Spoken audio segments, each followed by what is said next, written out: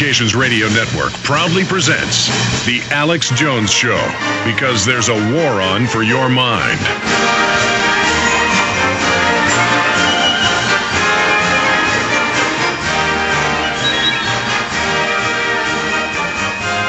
Welcome, ladies and gentlemen. Welcome.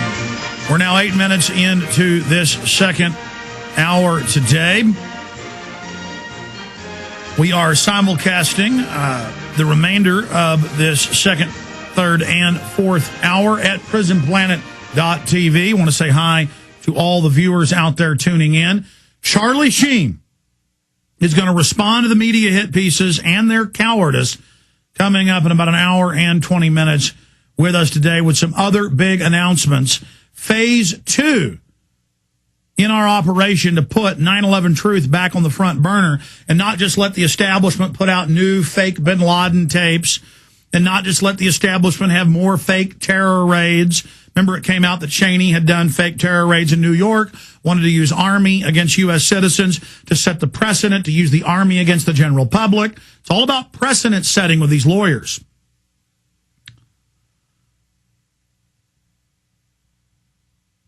And we've got a lot of other key news coming up today. But Paul Watson wrote a story Monday concerning this latest bin Laden tape. Now, others in the past have been proven to be fake. The Intel Center is run by Rumsfeld's former deputy, an expert in psychological operations. It has some other top CIA personnel working there publicly who have been involved in psychological operations as well. I mean, this isn't just some normal CIA person. This is black ops. They've been caught uploading Intel Center video with the audio before, with the Intel Center logo and the same video layer as the Al-Qaeda logo. Well, supposedly Intel Center should load theirs in later unless they produced it. The graphics were produced at the same time, laid on the video at the same time.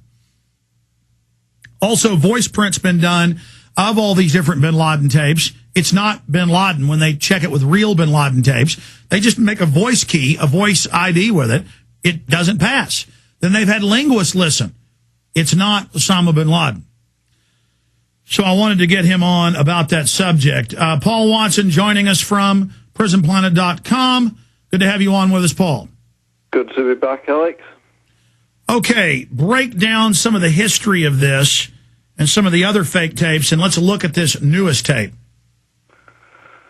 Well, there's so many aspects to this, Alex, but the key thing about it historically is that the emergence of bin Laden tapes or Al-Qaeda tapes or Adam Perlman tapes or al-Zawahiri tapes repeatedly, and I mean in every single case basically,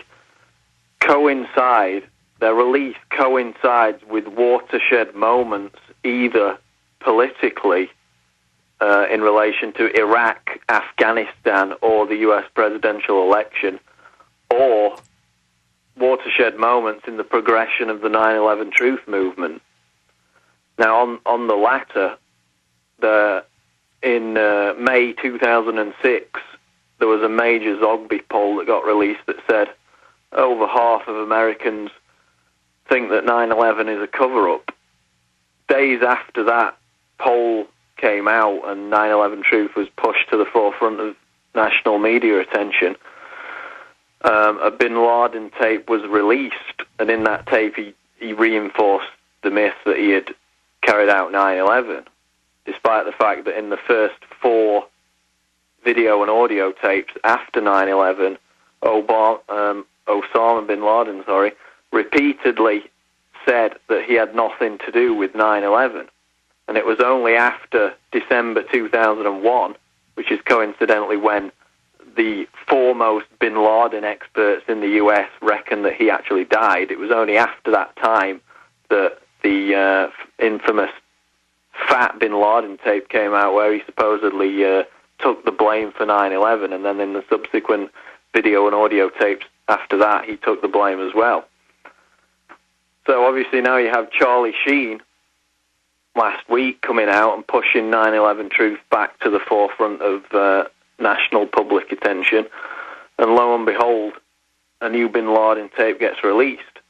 So from that perspective, it does have ties to progression within the 9/11 truth movement is normally followed by the establishment attempting to reinforce the official story by having bin Laden or al-Zawahiri come out and reinforce the official story that al-Qaeda carried out the attack.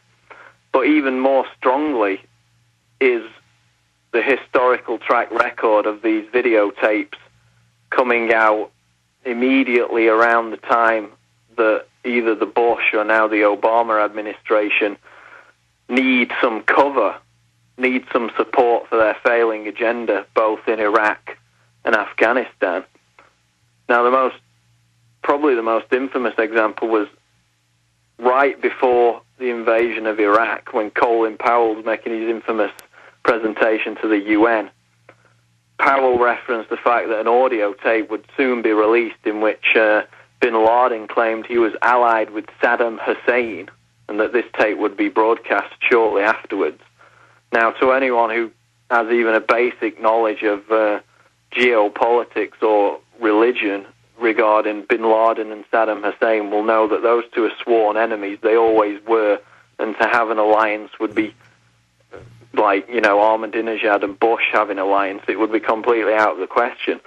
But Powell forecast that a tape would be released that proved a bin Laden link to Iraq, and lo and behold, it was, and that was a key. It was a key piece of evidence that Bush cited as a reason to invade Iraq. Most of your readers will remember right before the 2004 election, the October surprise. Bin Laden appeared right on cue when Kerry was leading Bush by a few percentage points and looked like he was going to edge the election. Bin Laden appeared to attack Bush on October 29th, and a few days later, Bush won the election. And later, both Bush and Kerry attributed Bush's victory to the appearance of that bin Laden tape in late October of 2004. And even Walter Cronkite, the veteran news reporter, said it stank to high heaven and it looked like a Karl Rove orchestrated setup. So then you've got other examples where these tapes emerge at the most politically opportune moments for the government.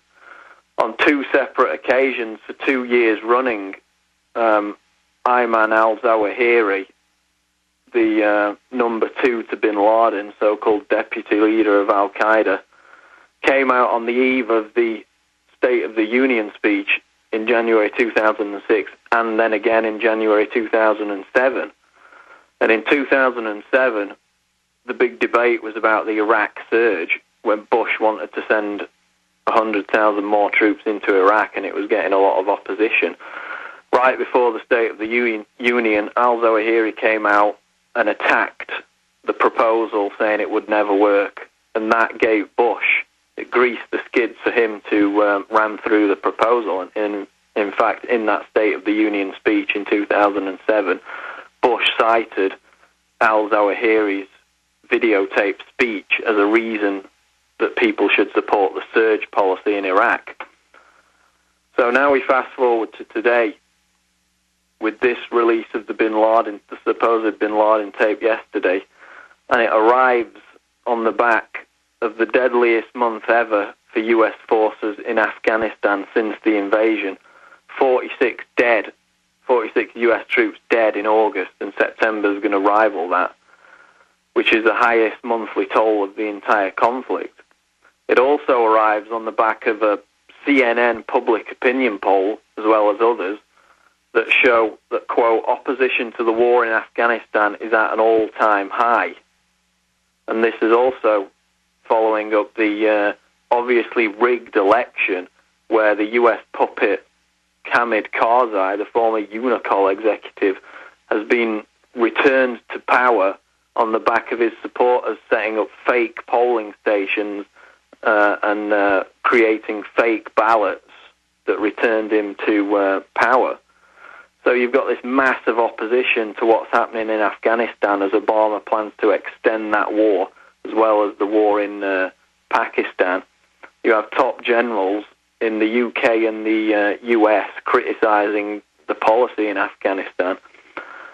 And lo and behold, Osama bin Laden pops up again out of nowhere on this audio tape and says that Barack Obama is, quote, powerless to halt the wars in Afghanistan and Iraq, which, as I wrote in the article, seems a pretty odd statement to make in light of the fact that Obama has only extended and aggressively beefed the campaigns in Afghanistan and Iraq. The withdrawal in Iraq was a mirage. He moved some troops out of the inner cities and just moved them out to the edges of the cities. And as you've talked about, Alex, 50,000 contractors were sent back in again.